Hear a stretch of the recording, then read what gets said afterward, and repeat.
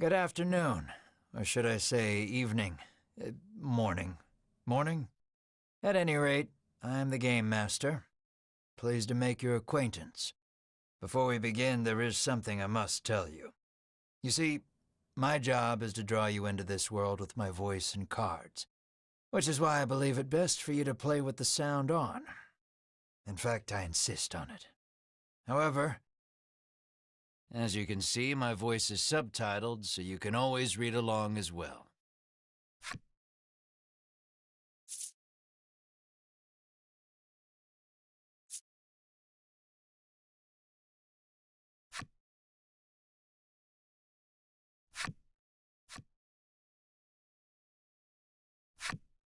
Now then, are you ready? Let's begin. Welcome to Voice of Cards. You are about to take the first steps of your adventure. Through a realm of sword and sorcery you will travel, battling bloodthirsty monsters as you strive to realize your ambitions. I have every faith you will accomplish great things here.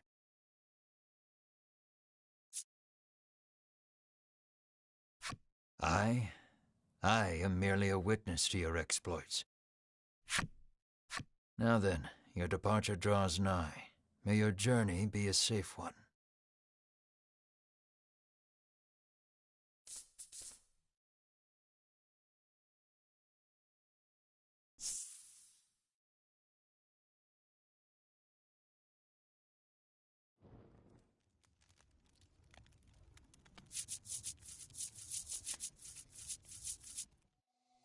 We begin in a cave. The surrounding rocks are slimy with damp. It feels as if some foul creature could leap out from the shadows at any moment.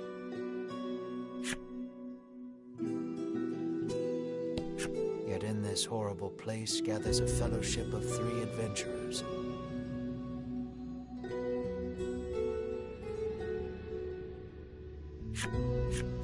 One is a young woman. You can tell just by looking at her, she enjoyed a good upbringing. Another is a stoic warrior. He stands at the ready, scanning his surroundings for any sign of threat. Last but not least is the old man. He has a sagely air and gazes into the darkness stretching out before him. These adventurers seek a certain treasure hidden in this cave.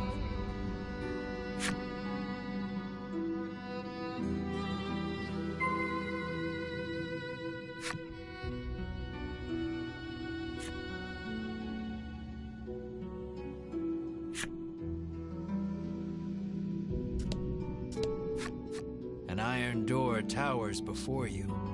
It has rather conspicuous handles.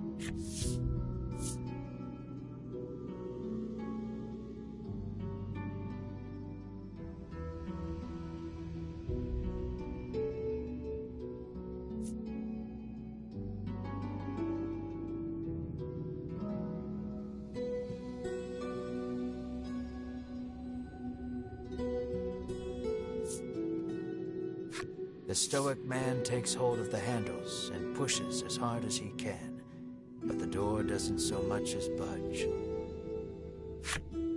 The stoic man winds his leg back and lets fly a powerful kick into the door.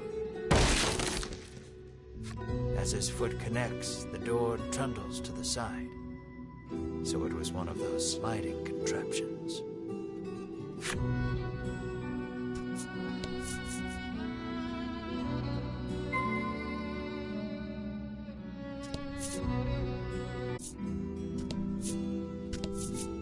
Something leaps out at the Fellowship from the darkness.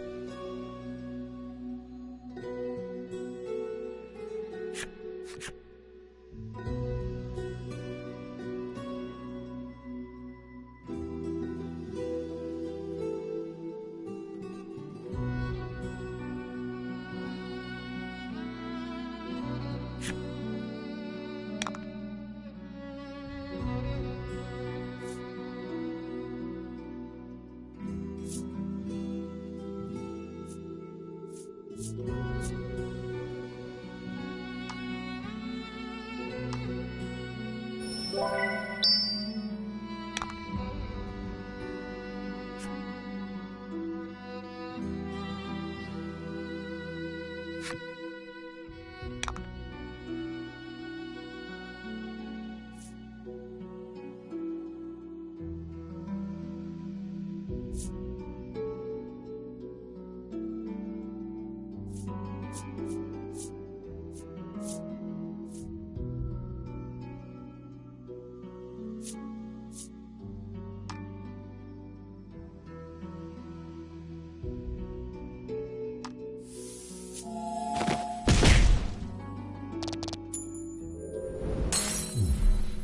work.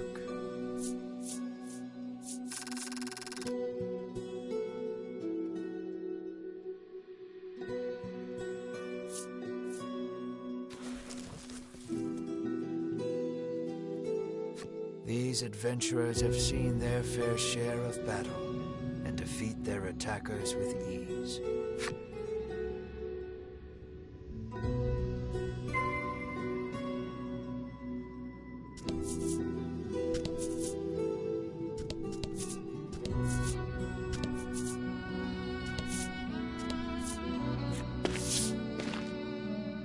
As the trio approaches the treasure chest, an awful rumbling resounds deep in the cave. "You shall not have it," a voice growls. Before the wary trio appear creatures the likes of which they've never seen.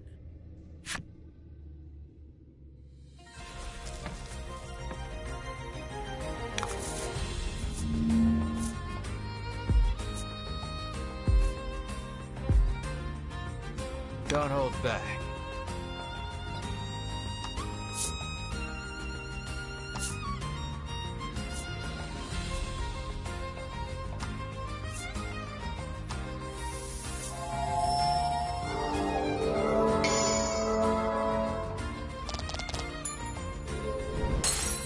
Nice work.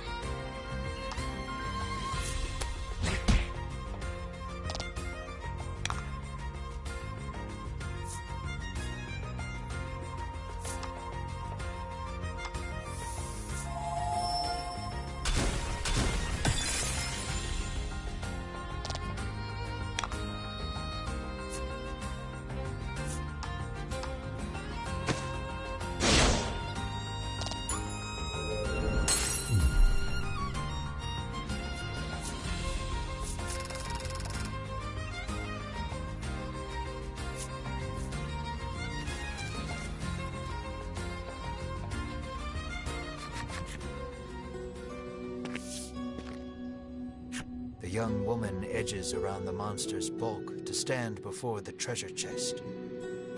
There is treasure inside, no doubt about it, but it's locked tight.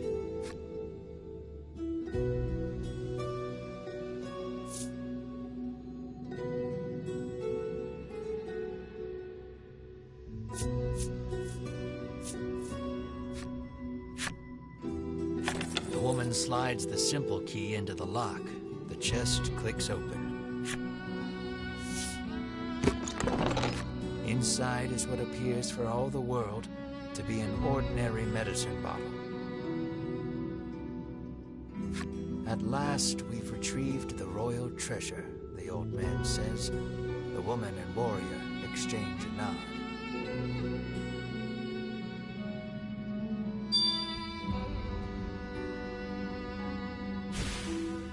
Their quest complete, the triumphant trio put the cave behind them.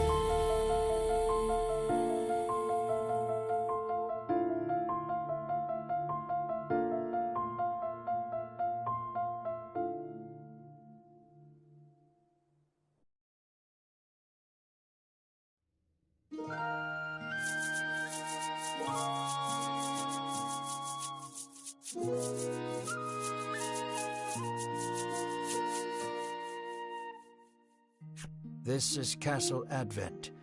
Queen Nilla reigns over the kingdom from within its walls.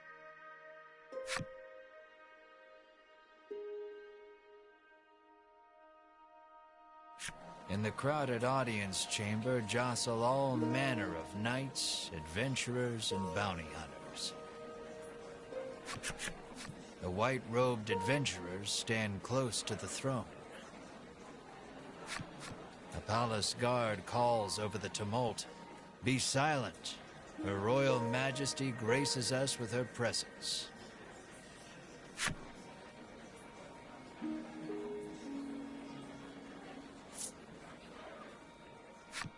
The cacophony ceases the moment Queen Nilla enters the chamber. Seated upon the throne, the Queen faces the crowd. Her lips part. "Thank you all for heeding my call to slay the dragon. Whatever it takes to defeat this reawakened evil, I ask that you do it. Whomsoever conquers this beast will be honored for ages to come and handsomely rewarded." At that, the gathered crowd cheers loud enough to shake the castle's very foundations. "Leave the dragon to us, Your Majesty," say the white-robed adventurers, as if the beast's demise at their hands is assured. "Indeed, you did well to reclaim the royal treasure," the Queen replies. "I thank you, for my stomach becomes most upset without it, so the treasure is a staple of the royal medicine cabinet. It puts my mind at ease to know the Ivory Order offers its aid in slaying the dragon. The trio are disciples of the Ivory Order, a charitable organization beloved the realm over. Indeed, anyone would think this illustrious trio the heroes of our tale. But they'd be wrong.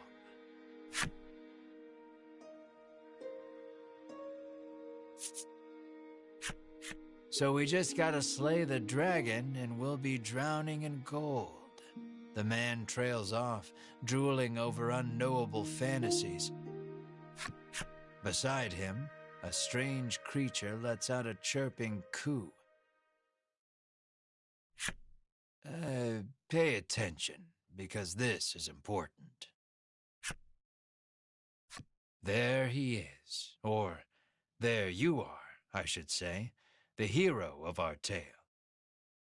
A humble bounty hunter, you love little in this realm more than coin.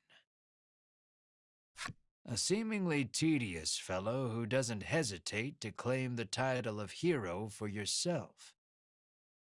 When you heard about the quest to slay the dragon, it was the promise of reward that lured you to the castle.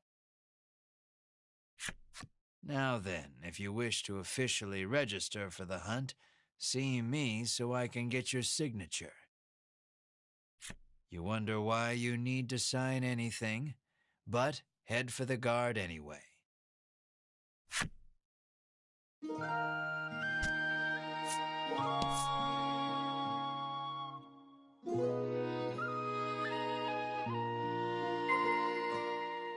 Shall we?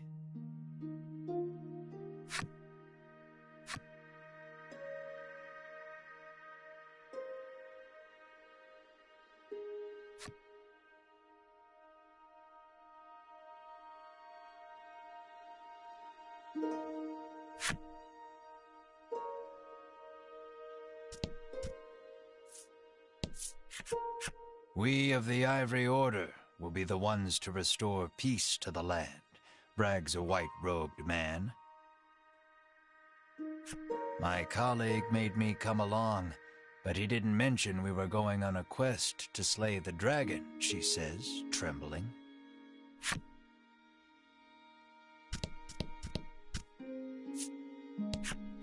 The man takes one look at your companion and shrieks, "Monster!"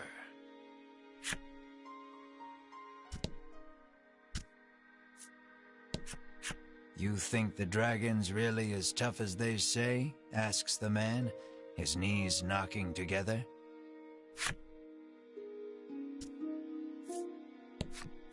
That reward for slaying the dragon is as good as mine, barks the man.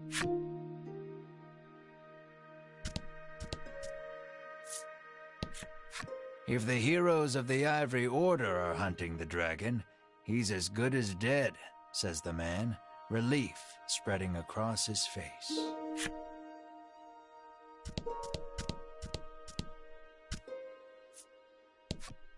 Keep your ears perked. You never know what you might hear that'll lead you in the right direction, the man says. You think.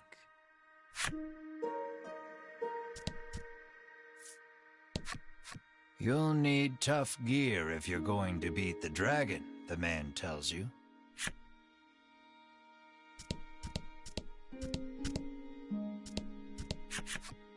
The Ivory Order trio stands before you.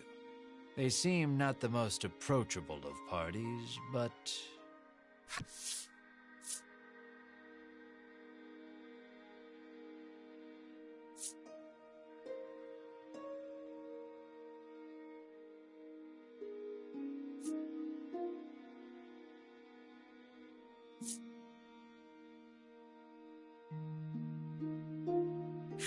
You inquire about their identities.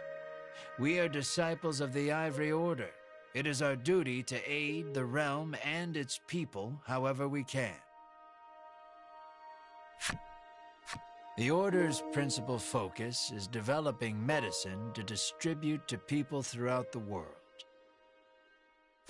They begin blathering an answer to a question you didn't even ask. Sensing a long lecture ahead, you seize on the first chance to extricate yourself from their presence.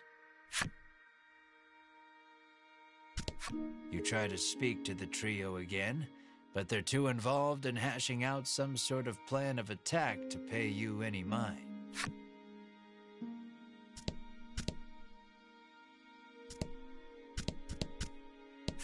You try to speak to Queen Nilla, but a guard blocks your path. Figures a nobody bounty hunter can't just walk up to a queen and start chatting like they're best friends. Go talk to the guard on the left to sign your name on the register.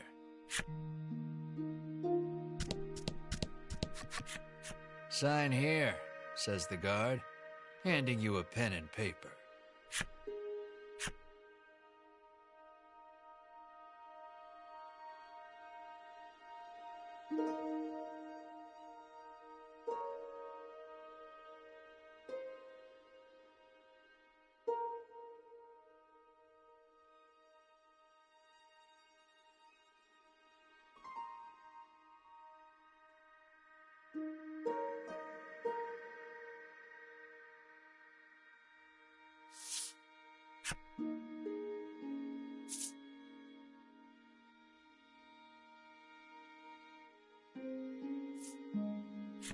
you sign your name. A fine name.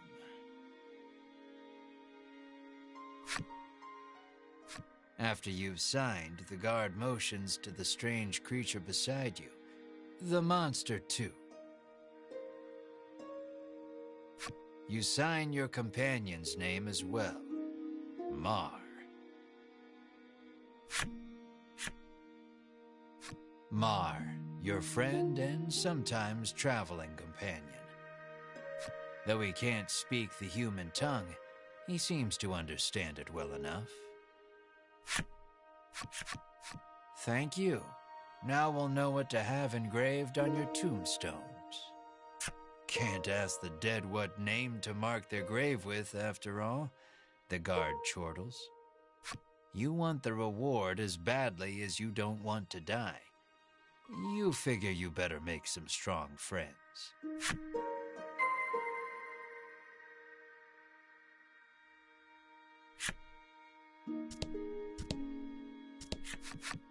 Offer to join forces with the Ivory Order trio?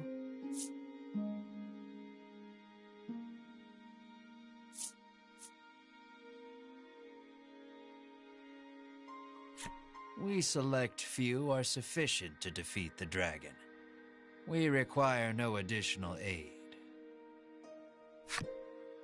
And we certainly don't require the aid of a no-name wastrel. With that, the trio takes their leave of the castle.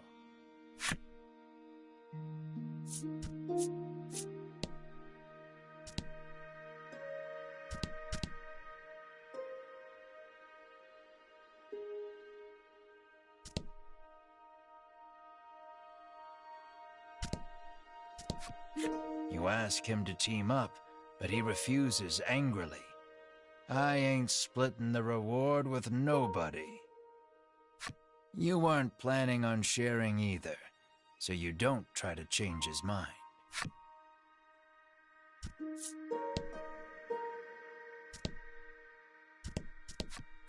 No way am I adventuring with anyone who keeps that sort of creepy company, he says.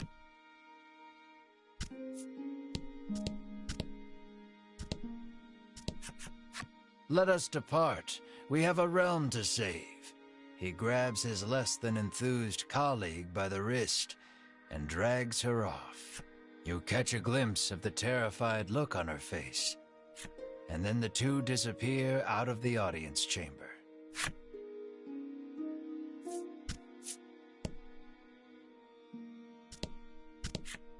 I am one of the guards charged with the castle's protection. I'll leave the dragon slaying to you adventurers. I am one of the guards charged with the castle's protection. I take not a single step from my post.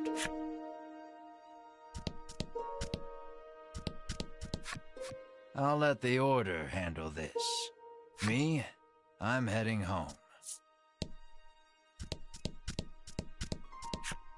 Never know what you might hear that'll lead you in the right direction. The man wanders off somewhere, muttering to himself.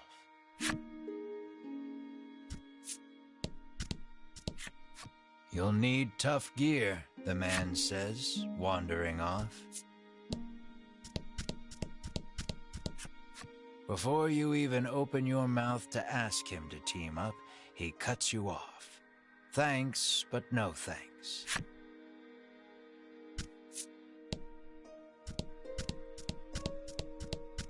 You've yet to find any help for your quest. Things don't look that reassuring as they are, but the decision is up to you.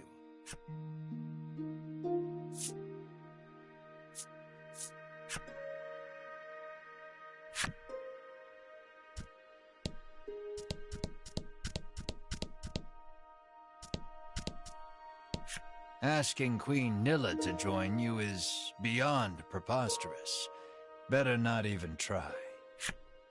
The castle will close to visitors shortly. Please be on your way. You're shooed out of the castle. In the end, you set out, just the two of you, to hunt the dragon.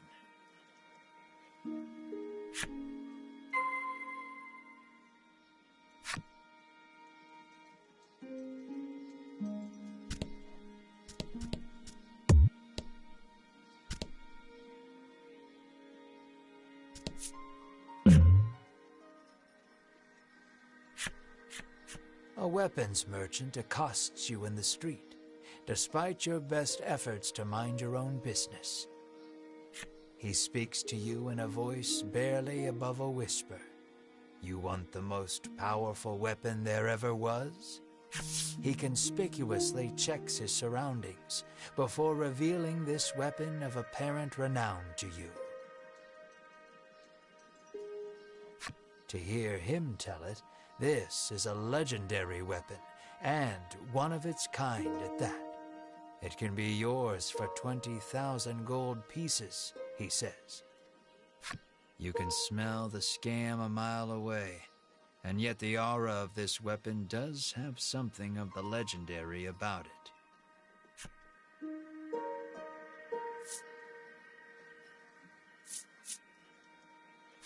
You ask who in their right mind would pay so much for something so clearly fake, stolen, or forged.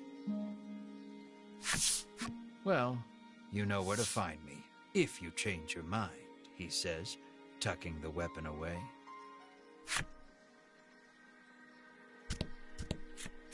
How may I help you? The proprietress inquires.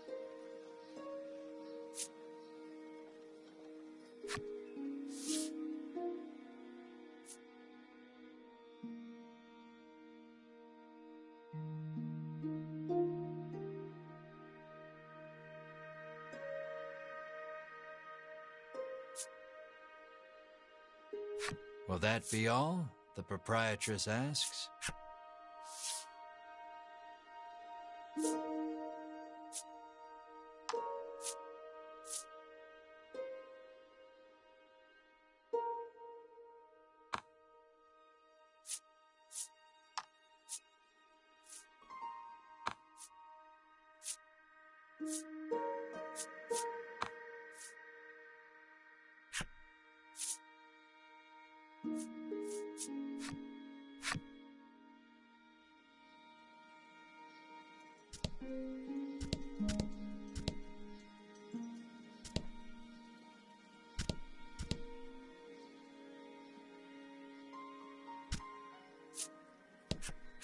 The old man kindly warned you of the dangerous monsters outside of town.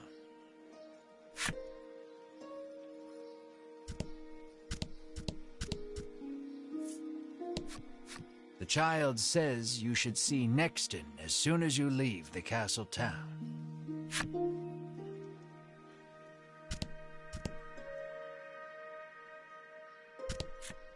You peek inside the carriage shop only to hear the owner call out that they're closed. Guess you won't be making use of them after all.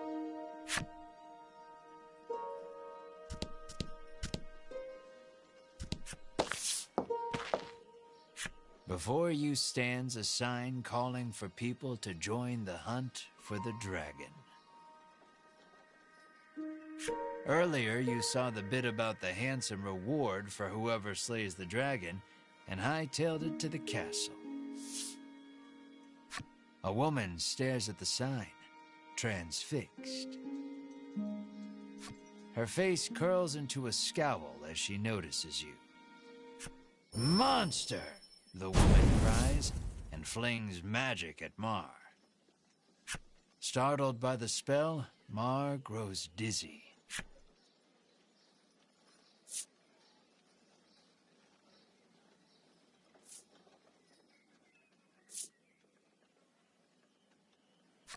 You whirl to the woman and shout, "What are you doing?"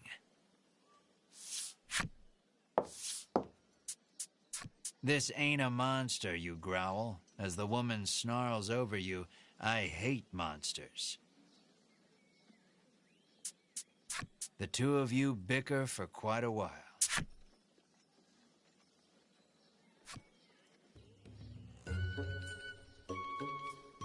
In the end, the woman admits she may have jumped to conclusions, but stubbornly refuses to apologize. Inwardly, you call her unsavory names as your attention shifts to a different topic of conversation. Turn love to take him down with her own two hands. But she knows she's no match for him alone, so she's at a loss for what to do. When you tell her you're after the same thing, she squints down her nose at you. Fine, she says. I can help you.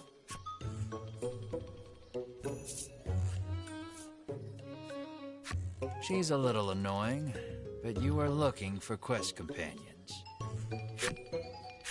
I only want to see the dragon dead. I don't care about anything else, she mutters. You overhear her remarks and grin without thinking. Then you don't care about getting a share of the reward. That suits you perfectly. You happily join forces with the black-clad woman. She introduces herself as Melanie. She tells you she is a witch, but says nothing of why she hates monsters or what grudge she bears against the dragon.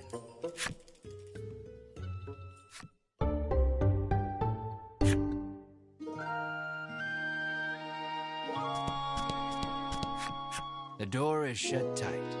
You spy a keyhole on it, suggesting the existence of a corresponding key.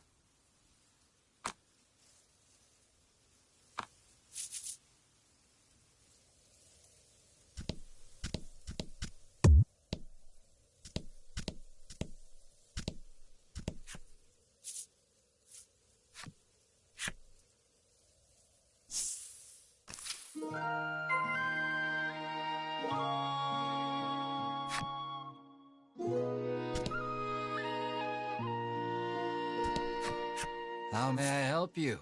The proprietor inquires.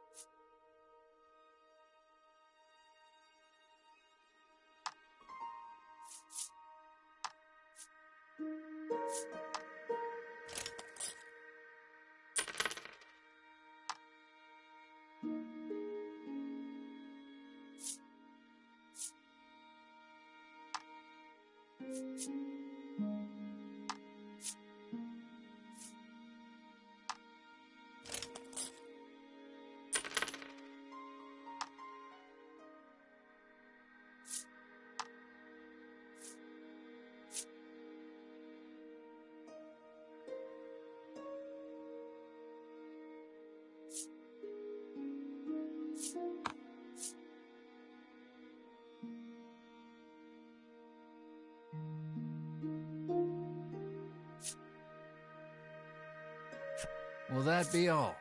The proprietor asks.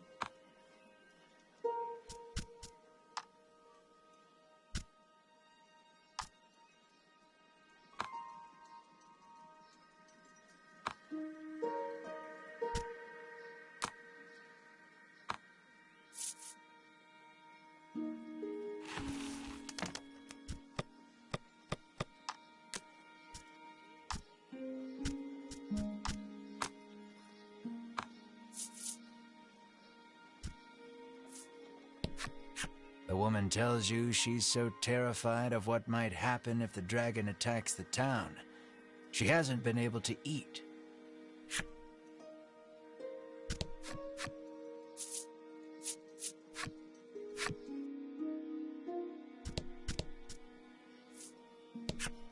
Welcome to Nexton, hails a man.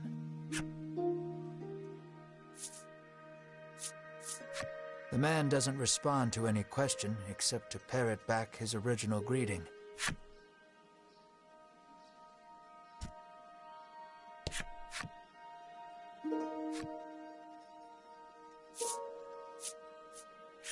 You try asking the man if he knows anything about the dragon.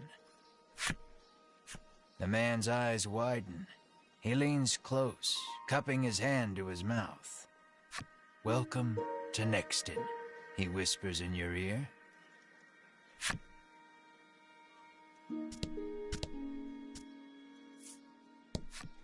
The man helpfully advises you take the opportunity to purchase equipment and curatives while you are in town.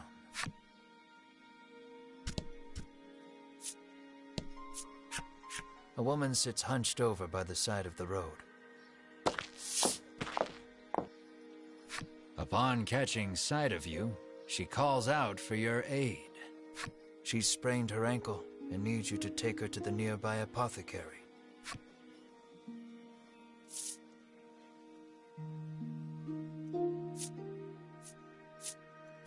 You try to lift the woman into your arms, but the weight's too much for you to bear.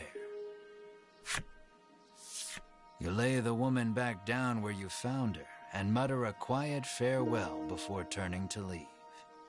Upon seeing that, Melanie snaps. What kind of person are you?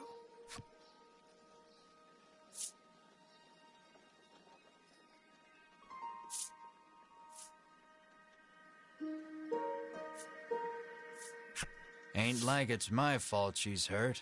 You whine like a child. Ignoring you, Melanie gingerly helps the woman up. Mar bends so the woman can get on his back, and the two of them head off in search of the apothecary. You watch them walk away for a moment before following, complaining to yourself about what a waste of time this is.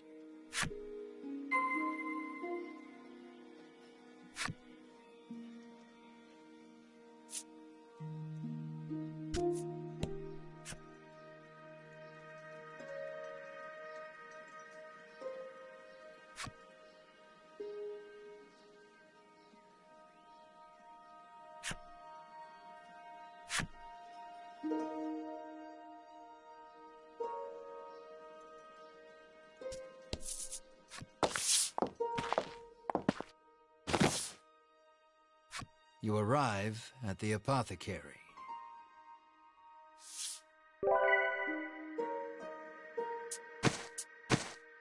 After taking a curative, the woman begins hopping up and down. Nothing holds a candle to Ivory Order medicine, she beams. She thanks you and pulls something from her breast pocket.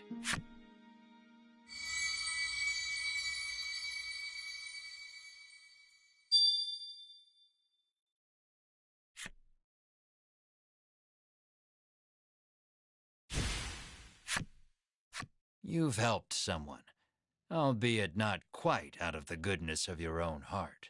It might be a good idea to do that again, should you come across anyone else in need of assistance.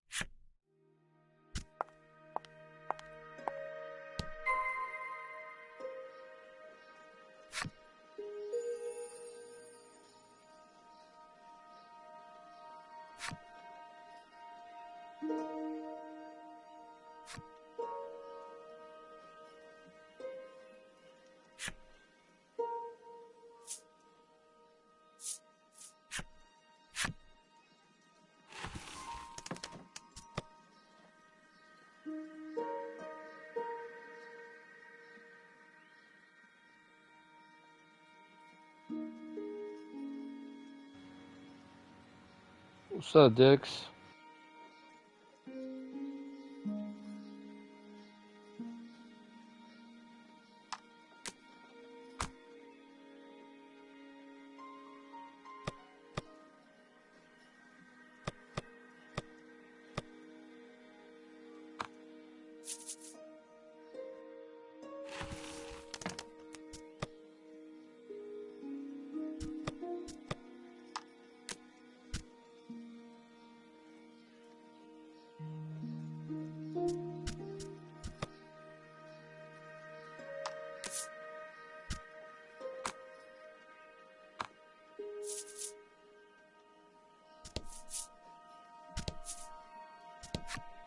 The girl says if you follow this road northwest for a bit, you'll come to Thryston.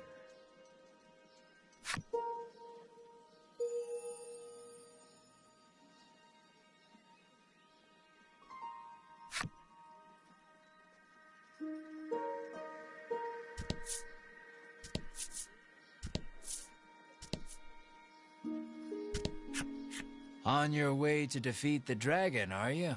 The innkeeper inquires as you set foot inside. The innkeeper gives you a room free of charge in a show of support for any and all who wish to defeat the dragon.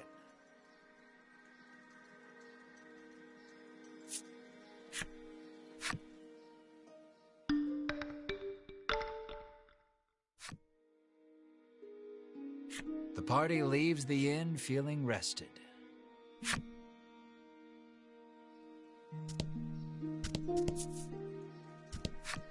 A Apparently, a monster researcher lives in Thriston and might know something about the dragon.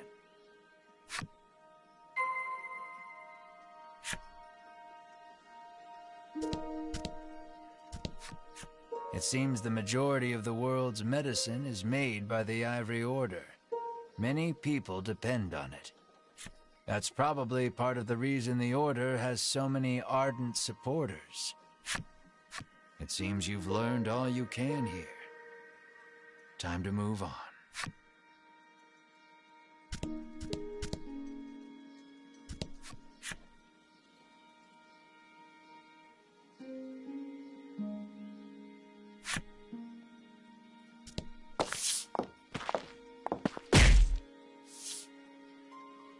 As your eyes roam everywhere but the path you walk, you barrel right into someone.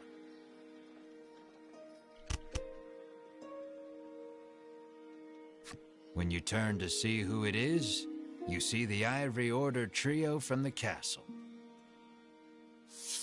Winifred, are you all right? The sagely old man asks the woman, voice full of concern. I'm fine, the woman called Winifred replies. Thank you, Hedwyn. Berwin, the old man calls, turning to their stoic companion. He jerks forward, as if to defend Hedwyn and Winifred. The trio advances on you. How dare you treat disciples of the Ivory Order with such disrespect?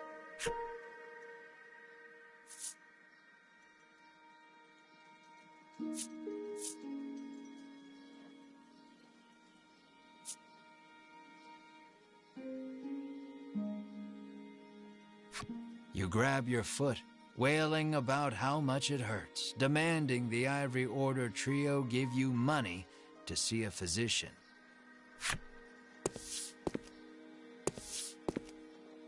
Berwin pokes at your foot, proving nothing is actually broken.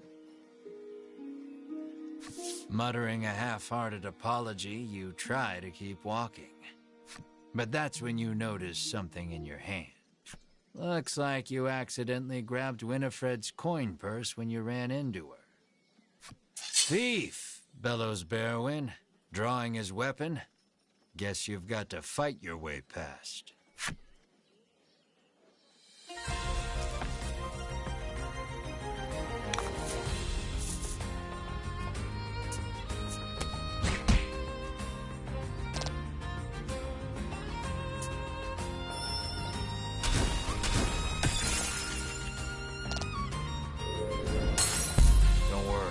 Coffin card is down, but they're still alive.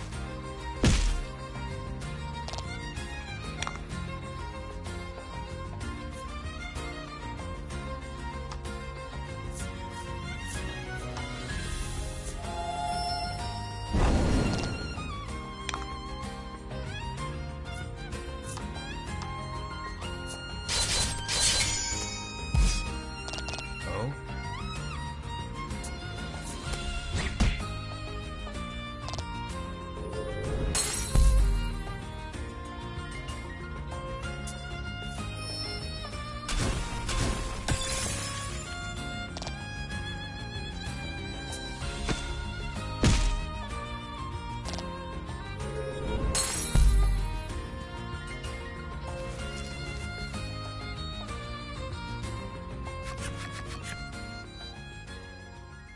The Ivory Order laid you out flat.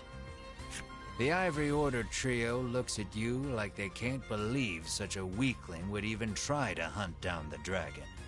Taking pity on your ineptitude, the Ivory Order trio uses their magic to heal your wounds. We mustn't tarry any longer. To the monster researcher of Thriston with us, Hedwyn urges his companions and the trio depart.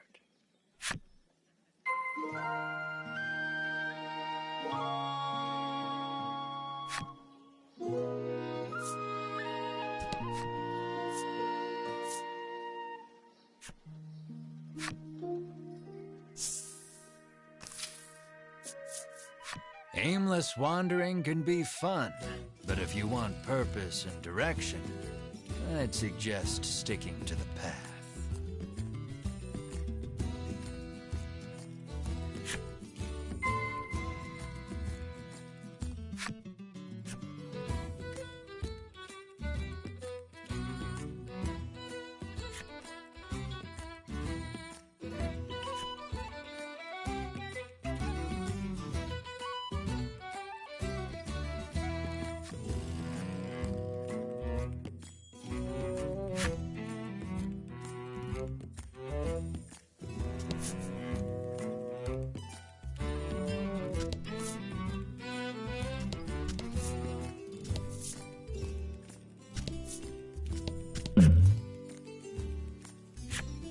Lying in the grass, you find an old telescope. You figure a look at the path ahead can't hurt, and pick it up.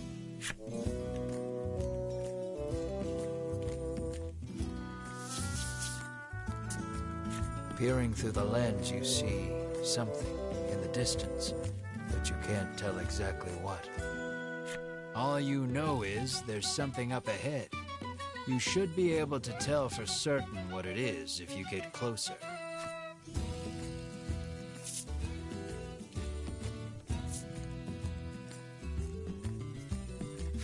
You leave the janky telescope where you found it, and make your way cautiously toward what you saw. You spot a loitering monster. These monsters are a common sight, but you've never seen one move quite like this before.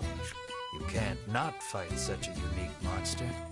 Eagerly, you draw your blade.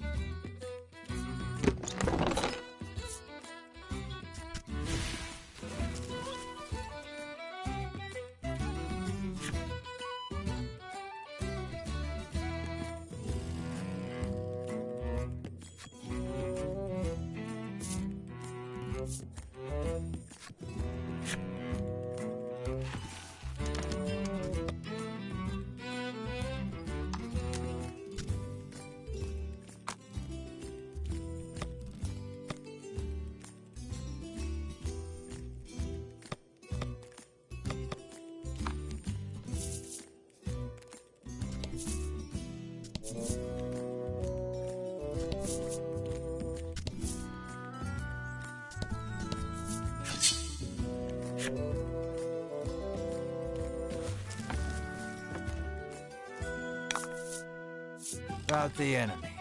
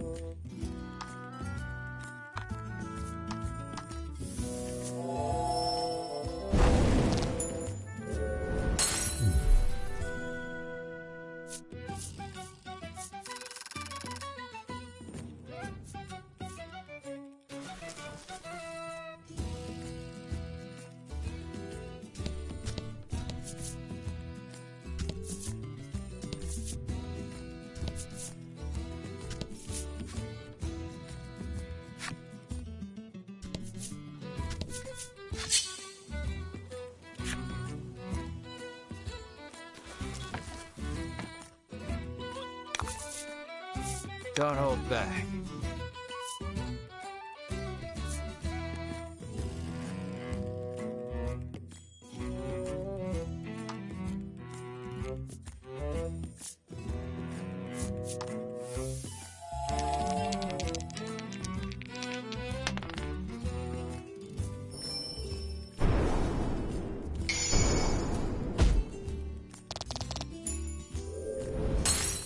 Fortune favors the bold.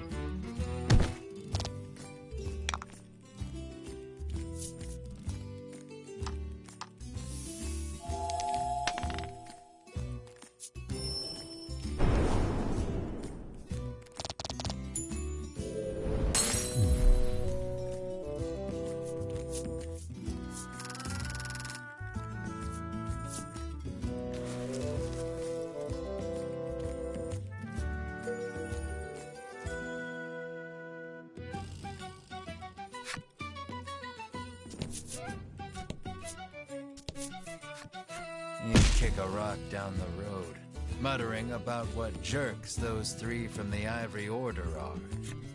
Cut it out, chides Melanie. She warns you your anger will only come back to bite you in the rear.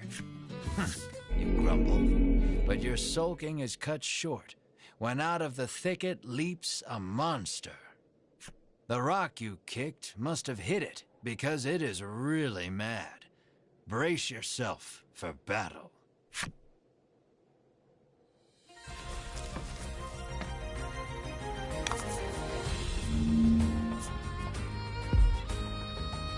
Don't hold back.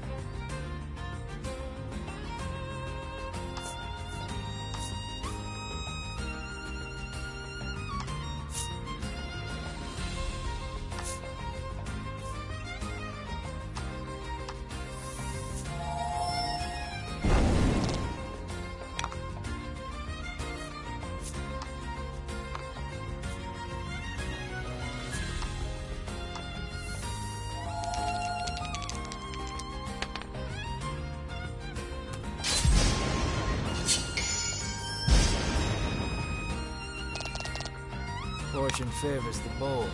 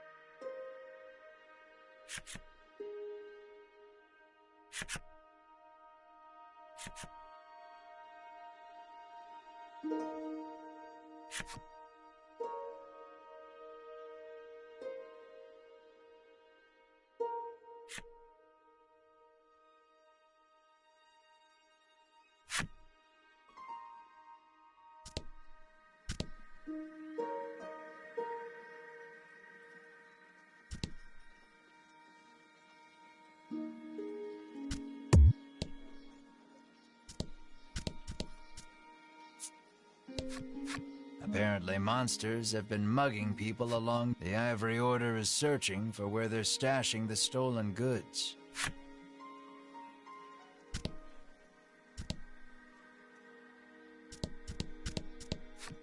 This is the game parlor. Come play cards, the boy at reception calls.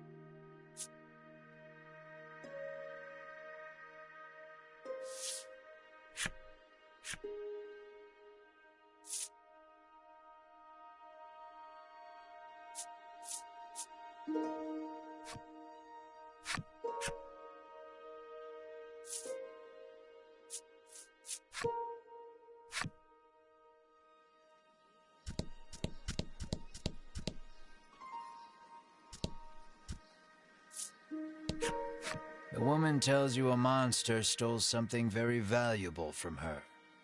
If only someone could get it back for me, she sighs. What did it steal, you ask? Medicine, says the woman, to give my skin a lustrous glow.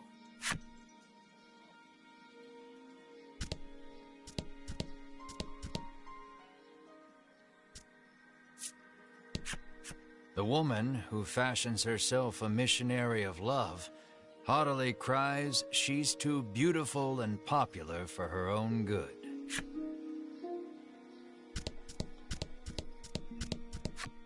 Cyprian Ambre, I'm sorry, Cyprian Amber, has lived here for many years, conducting research on monsters. All the townsfolk affectionately call him Cypri. If anyone knows anything about the dragon, it's him. He's a veritable monster expert.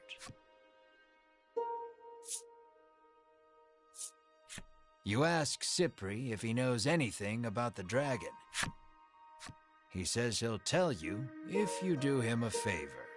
The monsters stole a precious treasure from him.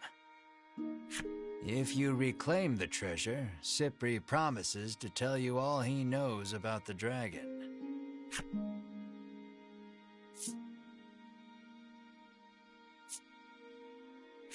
It seems the treasure-thieving monster makes its hideout in the Western Cave.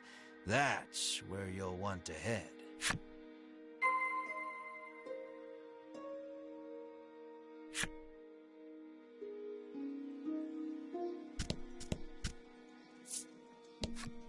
It seems the sound of a flute could once often be heard coming from the doctor's house. His neighbors complained about the noise, though, and all has been quiet since.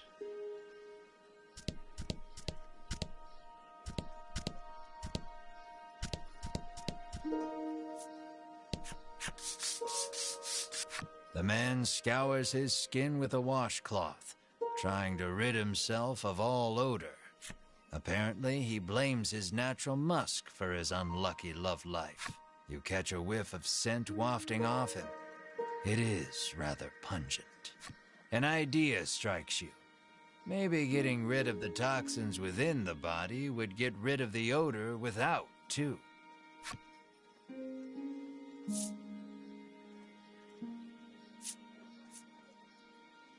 You fish around in your bag, but can't seem to find an antidote anywhere.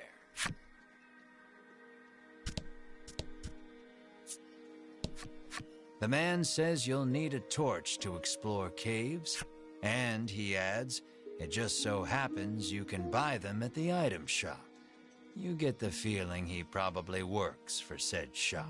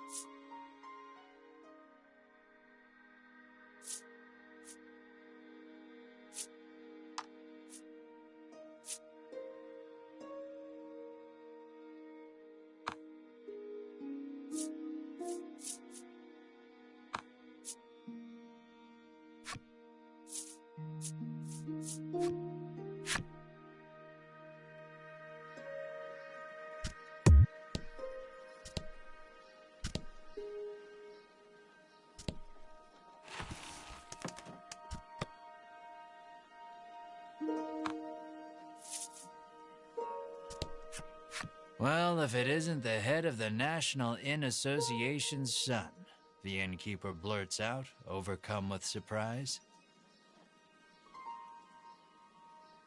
You've clearly been mistaken for someone else, but the innkeeper looks so excited that you dare not burst her bubble. Your room is free.